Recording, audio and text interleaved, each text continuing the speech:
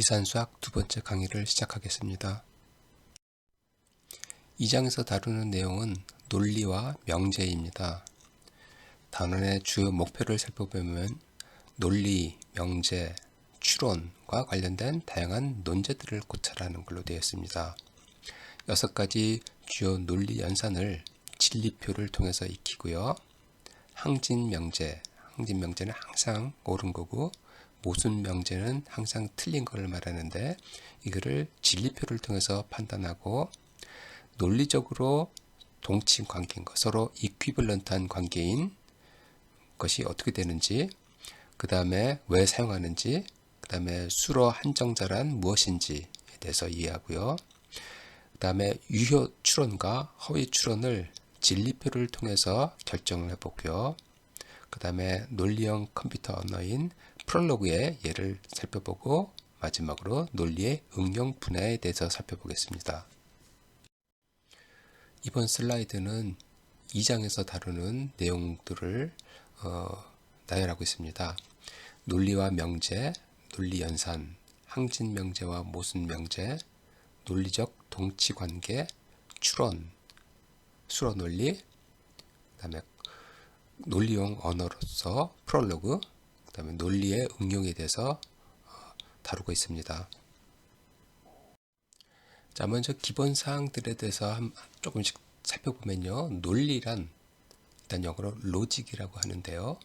인간의 사고가 논리적인지 판단하는 것은 사고하는 사람이 주어진 문제를 객관적으로 명확한지 여부와 사고의 법칙을 체계적으로 추구하여 분석하는지의 여부를 결정된다라는 건데요. 논리에 관한 연구를 순서대로 보면요. 기원전 4세기에 그리스의 아리스토텔레스가 최초의 연구자라고 볼 수 있고요. 그 다음에 18세기 칸트가 논리란 사고에 필요한 법칙을 연구하는 과학이라고 정의를 내렸고요.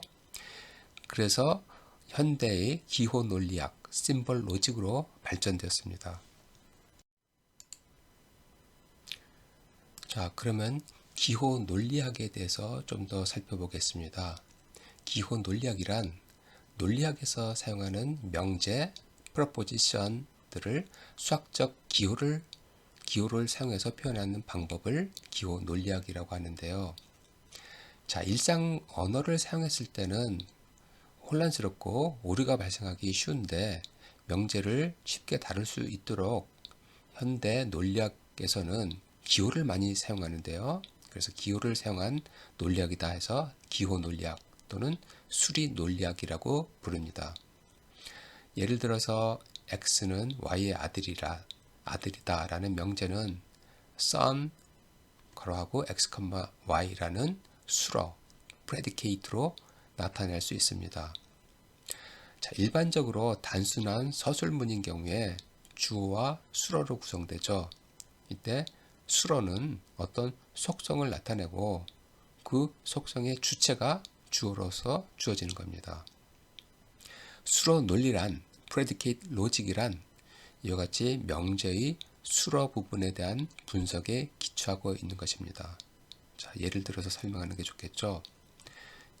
국화는 꽃이다 라는 명제가 있습니다.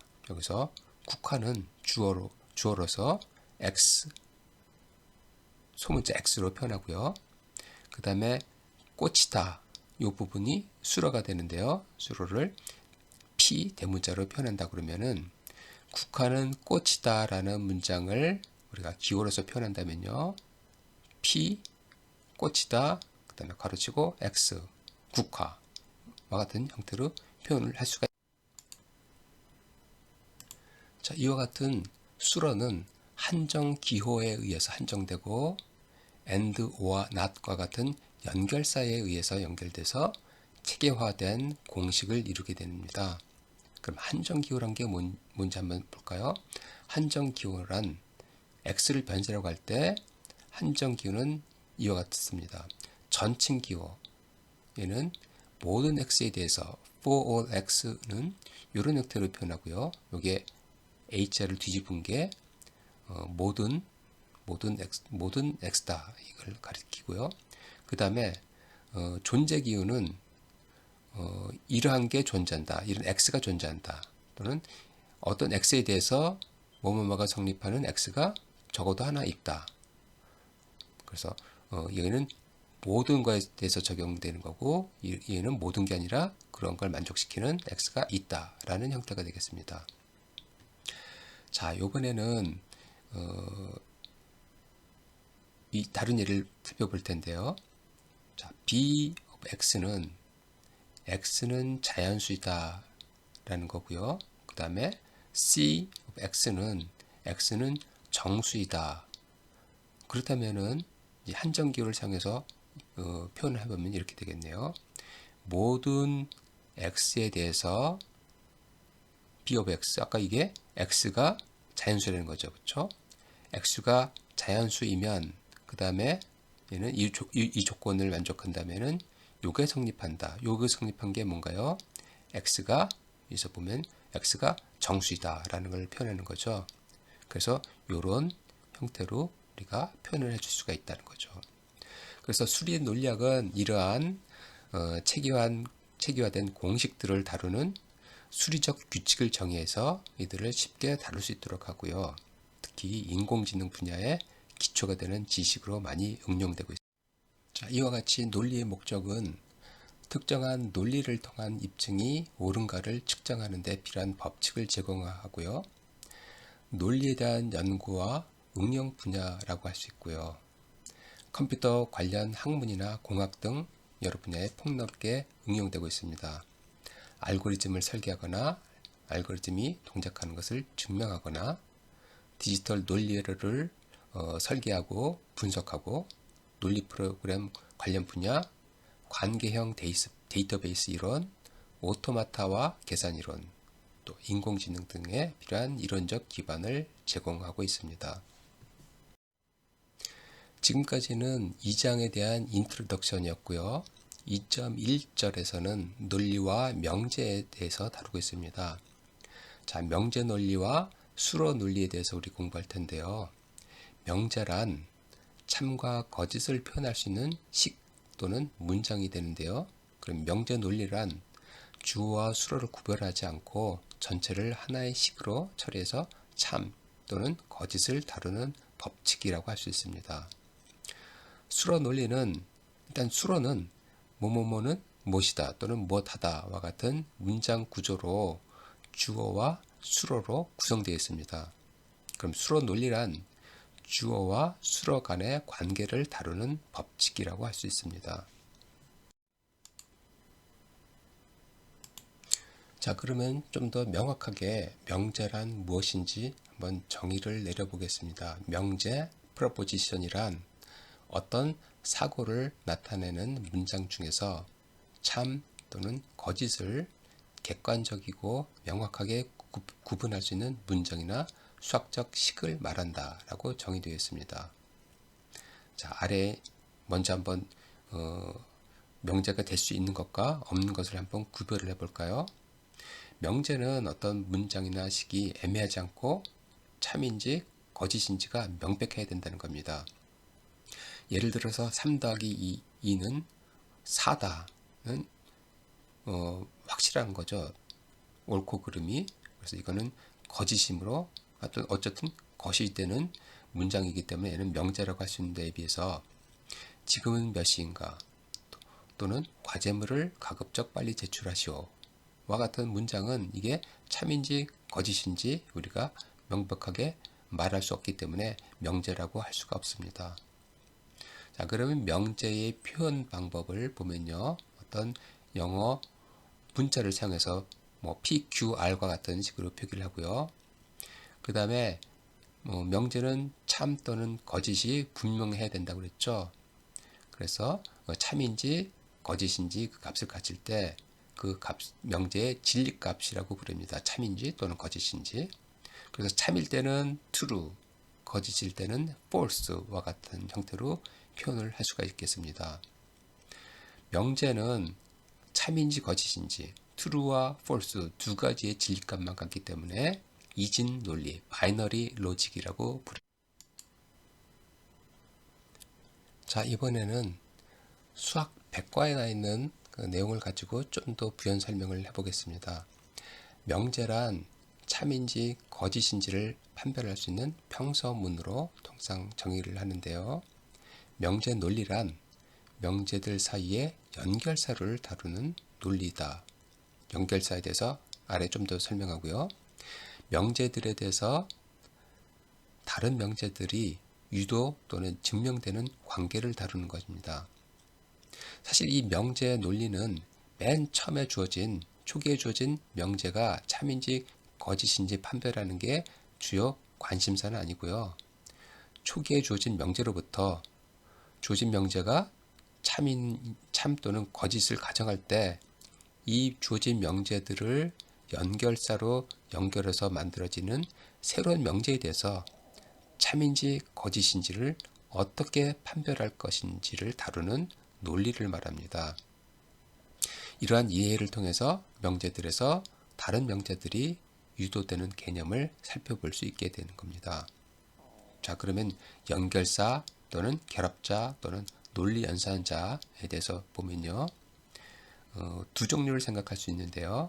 이항 연결자는 명제 두 개가 있어야 되겠는데 두 개의 명제를 연결하는 연결자인데 and, or가 있고요. 그 다음에 조건, 뭐가 모이면 뭐이다. 그 다음에 앞뒤가 서로 동치이다 라는 거고요. 그 다음에 일항 연결사는 명제 한 개에 붙이는 연결사로 not, 뭐가 아니다. 그래서 요 기호, 틸더 기호 대신에 이런 기호를. 자, 이번에는 예제 2.2-1에 대해서 4개의 문장과 식 형태로 주어진 게 있는데요. 여기서 명제가 어떤 게 되는지를 살펴보고요. 찾아보고 그 다음에 만약에 명제라면은 그게 true인지 false인지 한번 판별을 해보라는 예제인데요. 한번 생각을 해보세요. 일단 명제인지 아닌지는 명제가 되기 위한 조건은 객관적으로 명확하게 이게 참인지 거짓인지 판별을 할 수가 있어야 되겠죠. 그래서 한번 살펴보면요. 바나나는 맛있다. 이거는 바나나가 맛있다고 생각하는 사람이 많이 있겠지만 그게 맛없다고 생각하는 사람도 있겠죠. 그래서 이게 객관적으로 맞다 틀리다 할 수가 없는 상황이기 때문에 얘는 명제가 될 수가 없고요. 그 다음에 3x 플러스 5y는 7이다. 이것도 역시 참인지 것인지 판별해낼 수가 없으니까 명제가 될 수 없는 데 비해서 28은 4의 배수이다.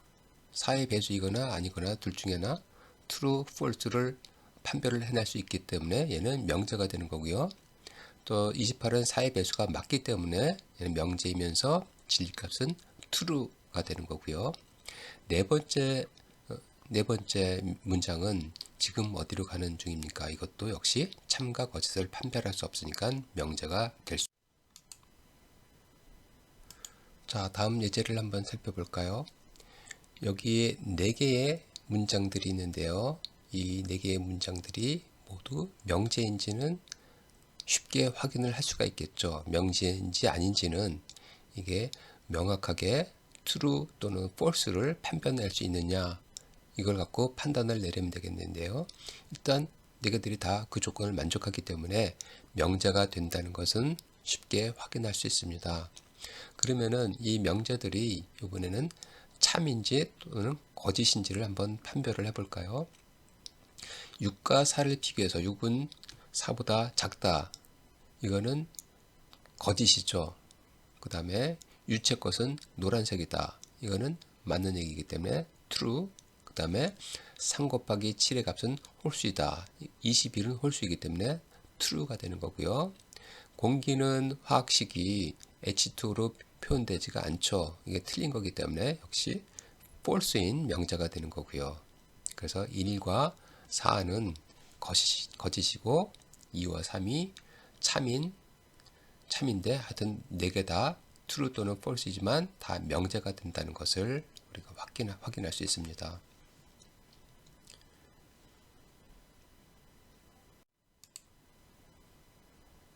자, 지금까지는 명제에 대해서 살펴봤는데요. 지금부터는 명제 논리와 수로 논리에 대해서 살펴보겠습니다. 논리는 명제 논리와 수로 논리로서 구별해서 생각할 수 있는데요. 여러분, 다만 조금 주의해야 될 것은 명제 논리에 있는 명제와 수로 논리에 있는 수로, 명제와 수로 사이는 서로 상반된 개념은 아니라는 겁니다. 자, 먼저 명제 논리에 대해서 보면요. 명제 논리란 명제들 사이의 연결사료를 다루는 논리입니다. 또한 명제들로부터 생성되는 합성 명제와의 관계와 합성 명제의 진리값을 판정하는 법칙을 다루는 게 명제 논리라고 할 수 있습니다. 자, 여기서 합성 명제를 만들 때 명제들을 연결하는 연결사 또는 결합자가 앞서도 얘기했지만 이항 연결사, 일항 연결사들이 있습니다. and, or와 그다음에 조건, 그다음에 동치 관계, 그다음에 부정, 뭐가 아니다. 이런 연결사를 통해서 합성 명제를 만들 수 있고요. 그러면 합성된 명제, 그 합성 명제의 진리값은 명제를 구성하는 단순 명제의 진리값과 논리 연산자의 특성에 따라서 그 진리값이 정해진다는 겁니다. 자, 예를 들면은 1번, 2번이 둘 다 합성 명제인데요. 요 앞에 있는 명제와 뒤에 있는 명제, 서울은 대한민국의 수도이다라는 명제가 있고요. 그 다음에 이게 뭐 true, false 이런 걸 생각할 수 있고요. 그 다음에 런던은 영국의 수도이다라는 또 명제가 있는데 여기에 이고라는 게 있죠. 그래서 요 명제와 요 명제가 and가 된 거죠. 그래서 and로 연결돼서 만들어진 합성 명제가 true인지 false인지 우리는 판별을 할 수 있겠죠. 그래서 판별하는 것에 대해서는 우리가 뒤에 좀 더 살펴보고요. 자, 또 한 가지 얘는 3은 2보다 크다라는 명제와 3 곱하기 2는 5다라는 명제 두 개가 있는데 여기서는 이거 and 요거 이 두 개가 동시에 성립한다라는 게 합성 명제가 되는데요. 그게 또 true인지 false인지는 우리가 나중에 좀 더 따져보겠습니다. 이런 식으로 명제 논리를 얘기할 수 있고요. 자, 이번에는 수로 논리 또는 함수 논리는 명제에 존재하는 주어와 수로의 구조로부터 주어가 될 수 있는 대상에 대해서 한정 기호를 사용하는 논리라고 할 수 있습니다. 따라서 명제 논리와는 달리 명제의 내부 구조 분석에 의한 추론 규칙을 다룰 수 있게 됩니다. 수로 논리에서는 하나의 명제를 수로와 객체로 분리해서 표현을 합니다. 수로 논리란 객체 사이의 관계를 나타내는 논리 또는 형식 체계인데요. 수로 논리에서 객체는 상수나 변수 또는 함수로 표현되고요. 관계는 수로로 표현됩니다.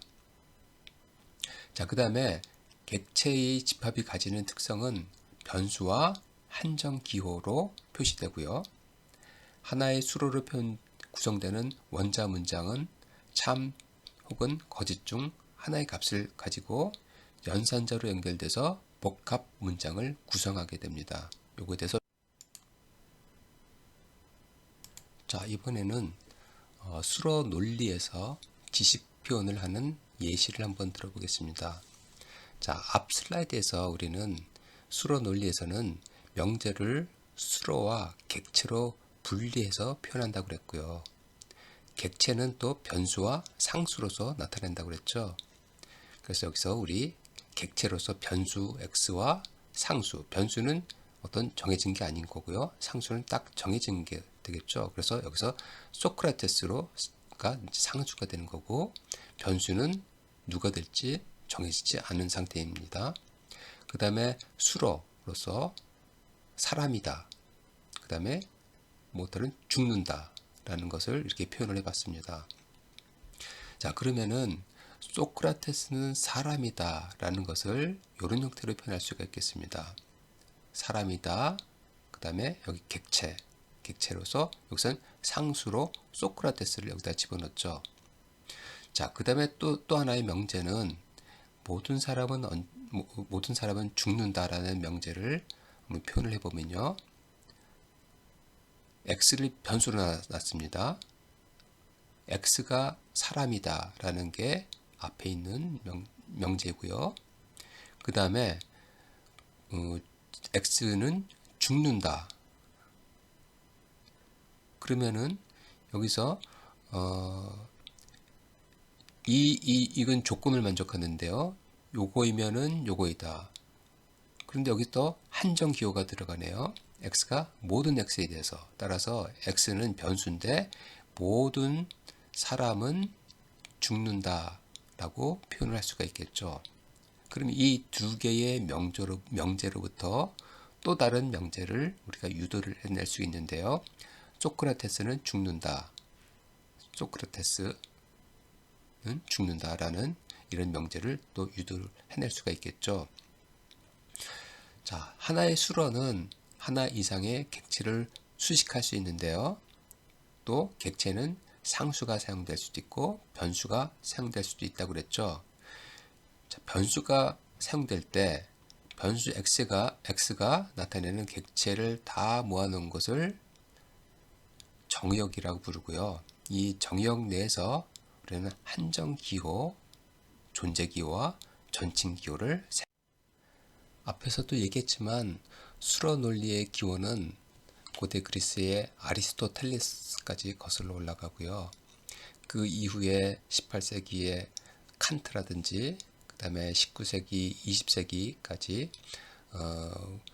고트롭 프레게, 그 다음에 버트란드 러셀, 이 사람들은 철학자이자 수학자 또 논리학자라고 이름 불리기도 하고요. 그 다음에 쿨트 괴델이나 알프레드 탈스키 이 사람들은 뭐 수학자로 구별되는데요. 처음에는 철학자로부터 시작했지만 근래는 수학자들이 많이 연구를 하고 있습니다.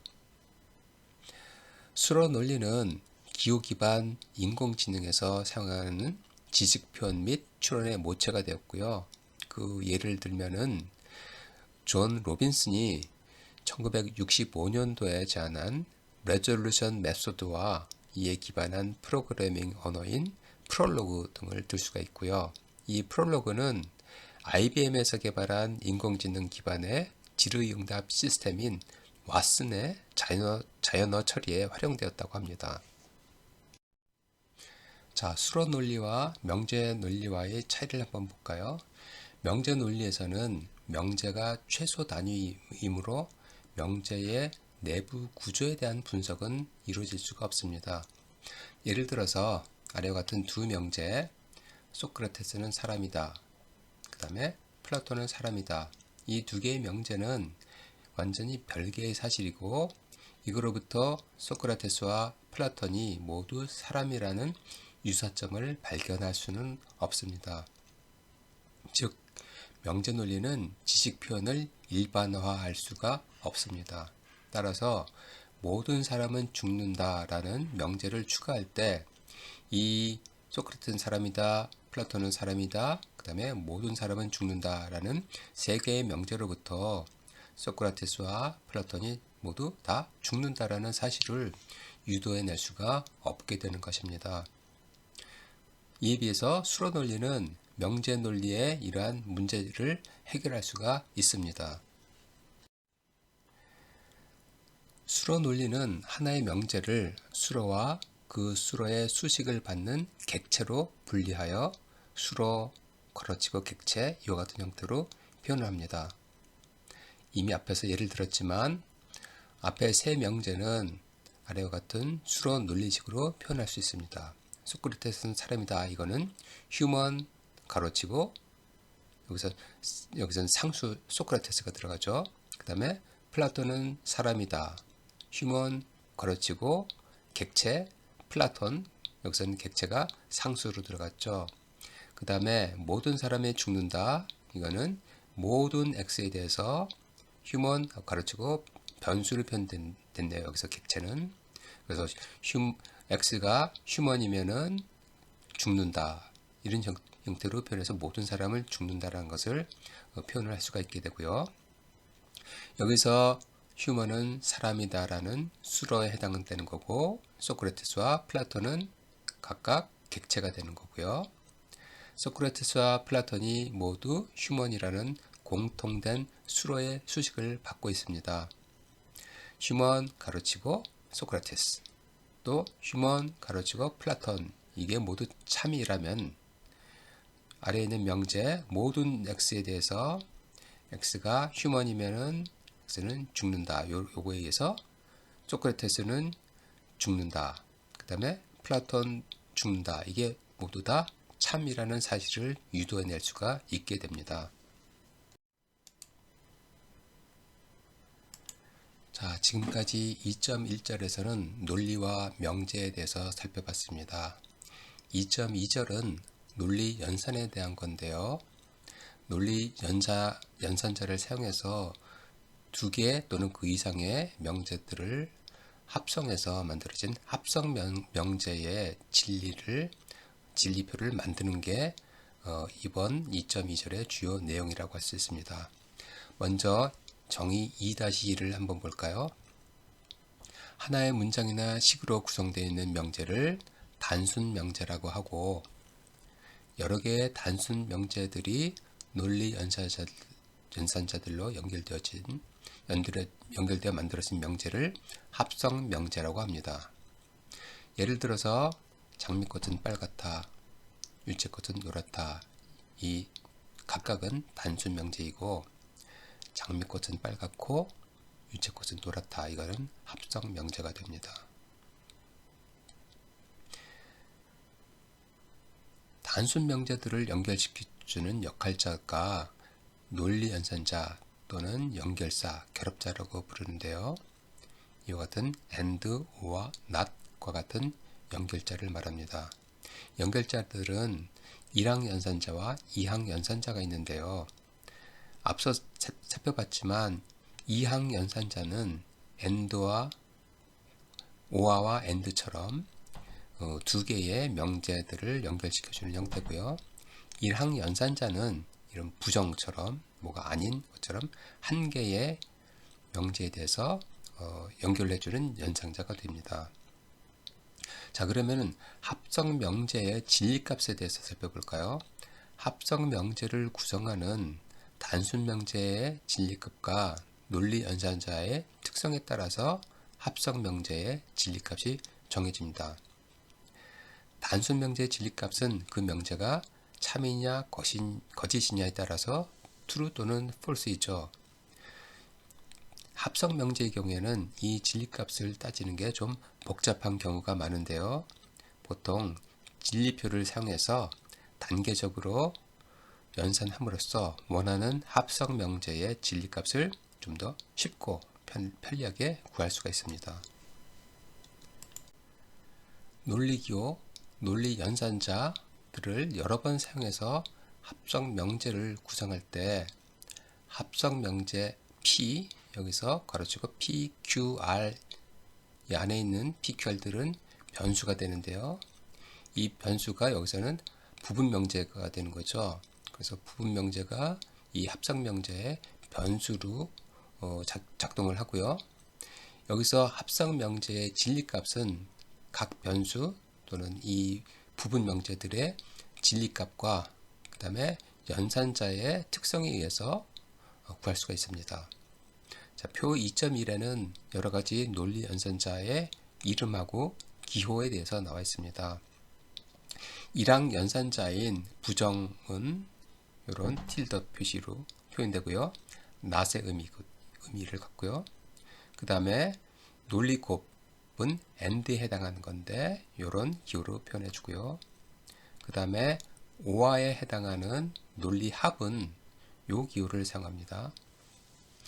그 다음에 배타적 논리 합은 exclusive or라고 부르는데 이런 기호를 사용하고요. 자, 그 다음에 조건에 해당하는 것은 요 화살표를 A이면 B다 형태의 화살표 형태를 표현했는데요. if then에 해당되는 거고요. 그 다음에 쌍방 조건은 A이면 B고 반대로 B이면 A다. 이거를 if and only if 또는 약자로 IFF로 우리는 앞으로 표현할 것입니다.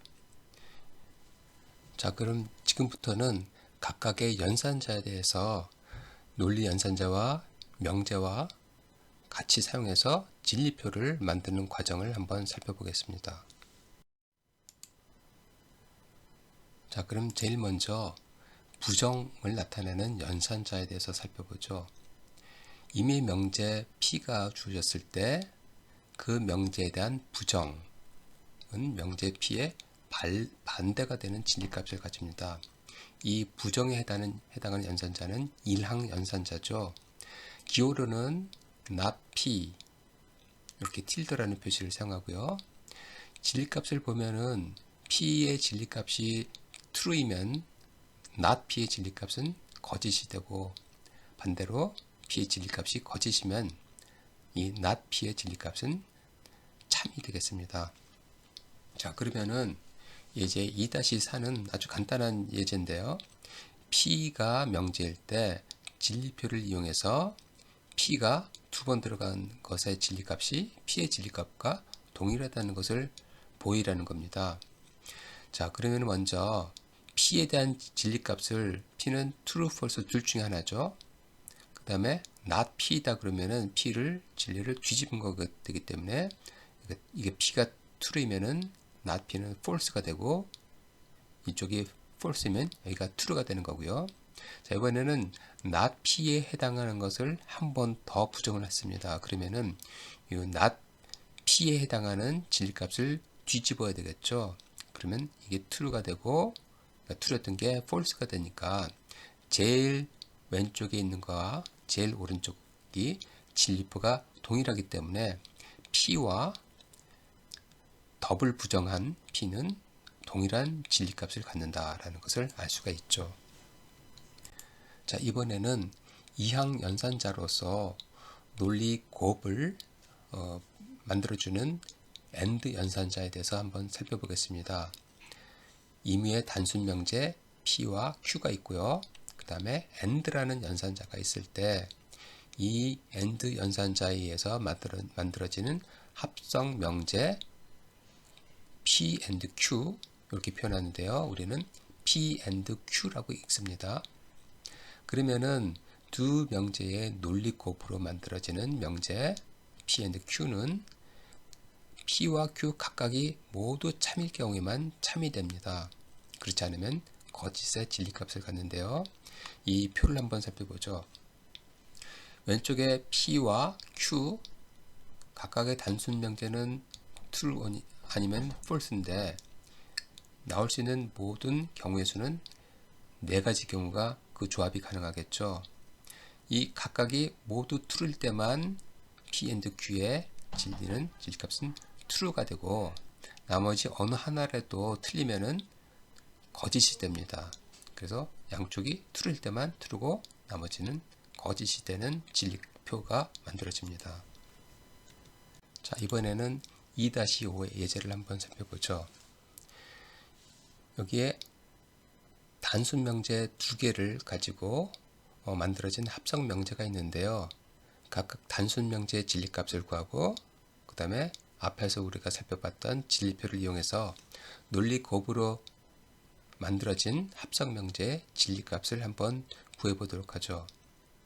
1번은 단순 명제가 이거 첫 번째 이거죠. 서울은 대한민국의 수도이다. 그 다음 명제는 런던은 영국의 수도이다. 이 각각이 단순 명제이고 이게 여기에 and로 논리 곱으로 이루어졌죠.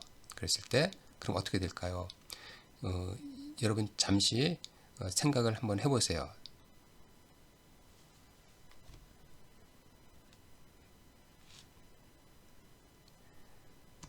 자, 한번 보죠.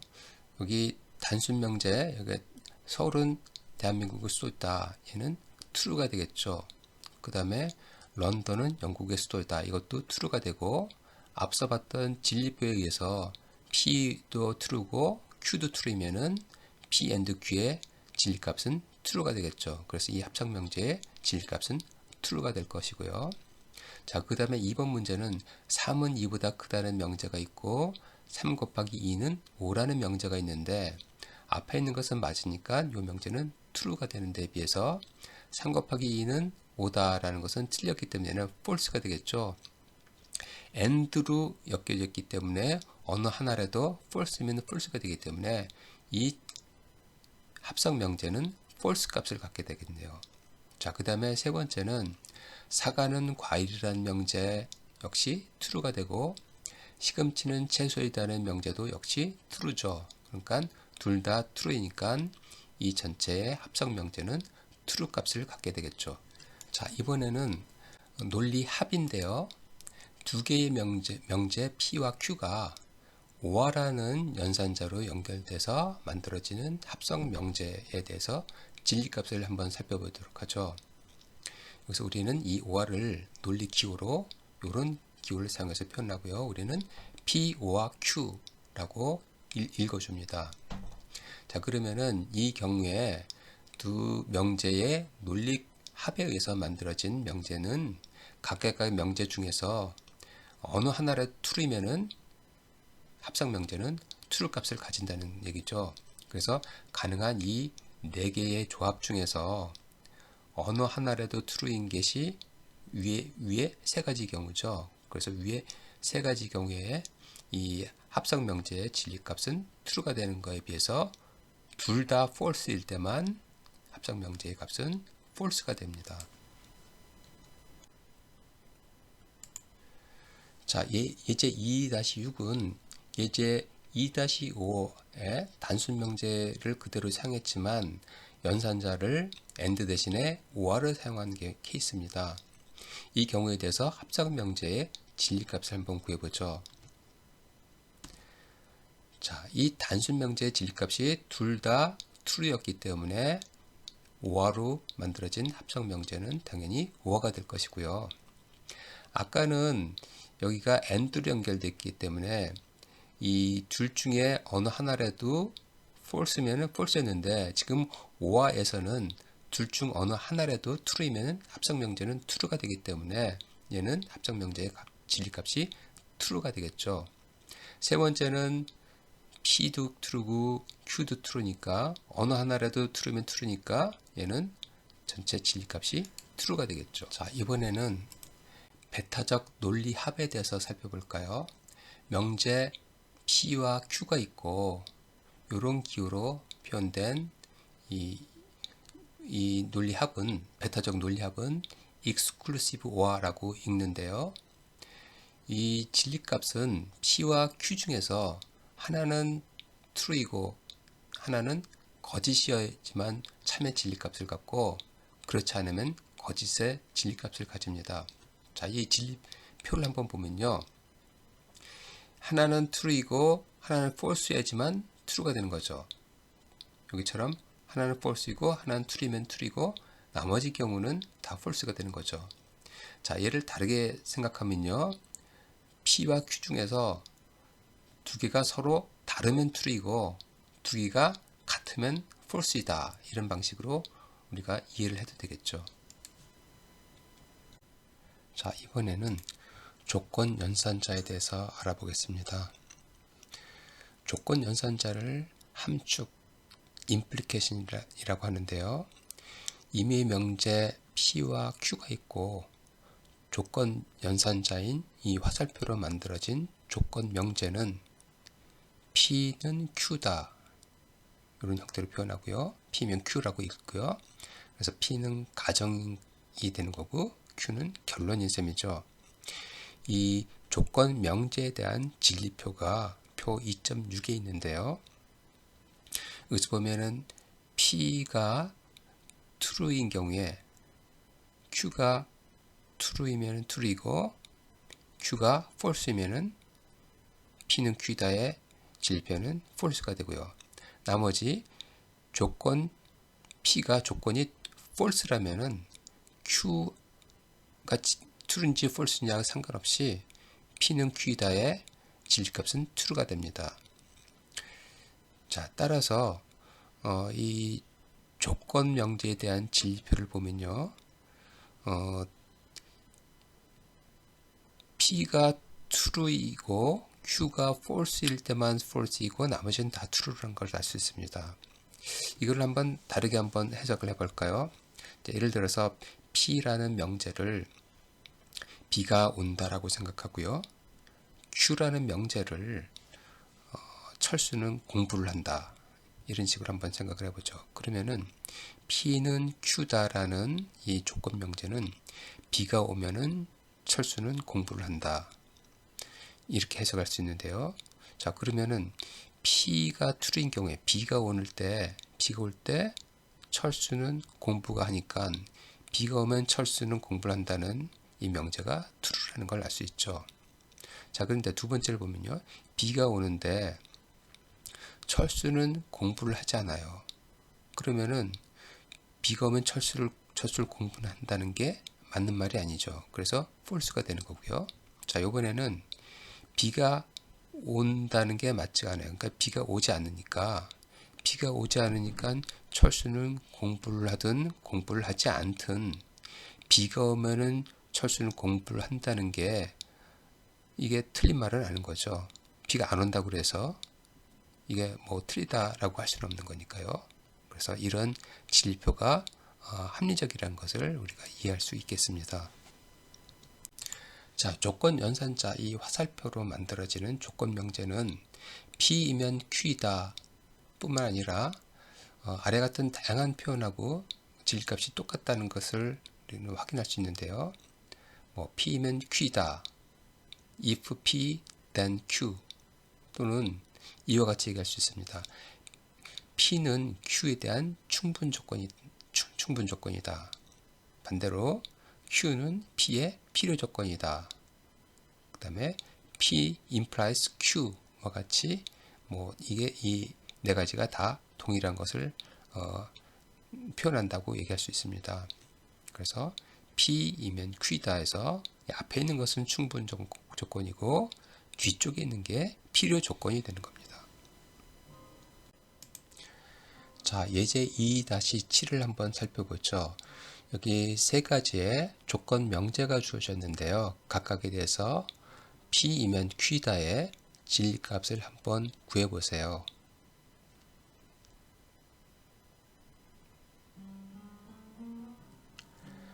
자, 한번 답을 확인을 해보죠.